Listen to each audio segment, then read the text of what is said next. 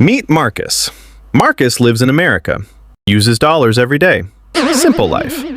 Then Marcus decides to travel. First stop, Germany. He exchanges his money and finds out $1 only gets him 90 euro cents. Not even a full euro. Then he flies to Vietnam, and suddenly $1 is worth 25,000 dong. 25,000. Marcus feels like a millionaire. He's not, but he feels like one. So why does the same dollar buy almost nothing in one place and a mountain of cash somewhere else? And why do exchange rates change every single second? By the end of this video, you'll know exactly why. Let's get into it. A quick history. Gold, paper, and trust. Long ago, money was backed by gold. This was called the gold standard. Every dollar represented a real piece of gold sitting in a vault. Governments couldn't just print more money. No gold, no new money. Simple. But over time, wars, economic growth, global trade, countries ran out of gold to back everything. So by the 1970s, most countries switched to fiat money. Fiat money just means the government says it has value. People believe it. That's the whole thing.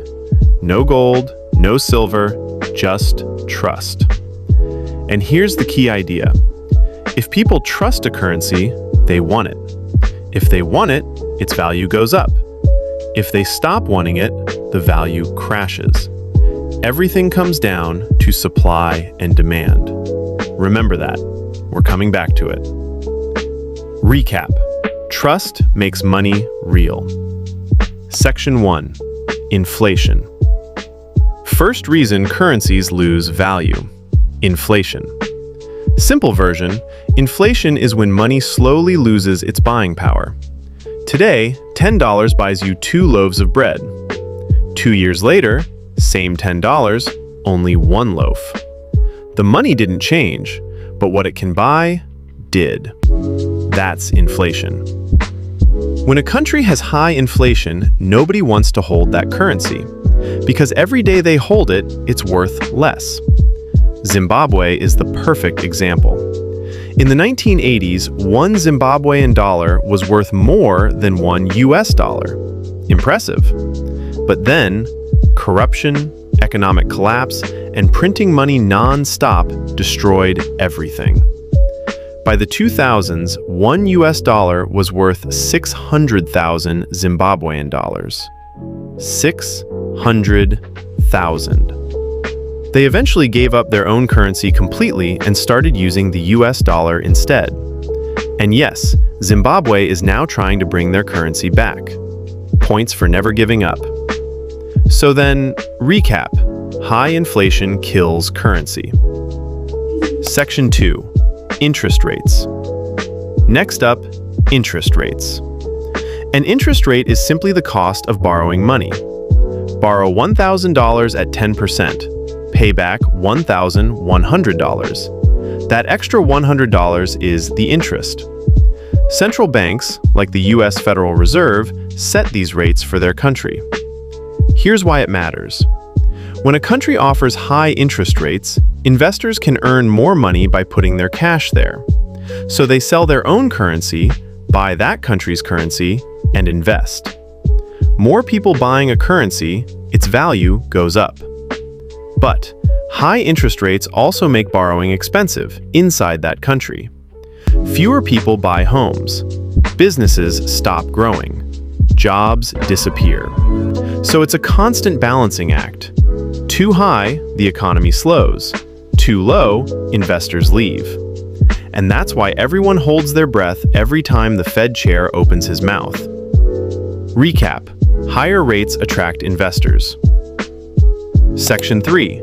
Foreign investment and country stability. Investors are picky. They don't just put money anywhere. When China opened its market in the late 1970s, foreign companies rushed in. But to pay workers and buy land in China, they needed Chinese yuan. Suddenly, everyone wanted yuan. Demand shot up. Currency got stronger. China got richer. But investors only come when a country feels safe. Stable government, stable economy, predictable rules.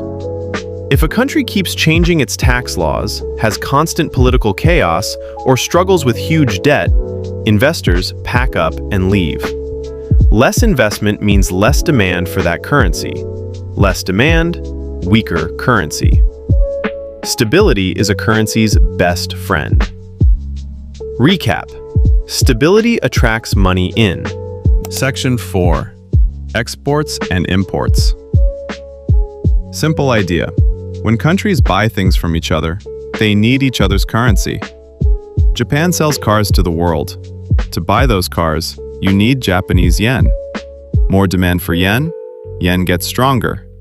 Australia sells coal to Japan. Japan needs Australian dollars to pay. Australian dollar gets stronger. The more a country exports, the more the world needs its currency. And that brings us to the most powerful money move in history, the petrodollar. The US got oil-producing countries, like Saudi Arabia, to sell oil only in US dollars. Every country needs oil, and to buy oil, they need dollars. The whole world constantly buying US dollars. That single move is a huge reason why the dollar rules the world. Recap. Export more, currency stronger. Section 5. Pegging. Some countries just want a stable currency. No drama.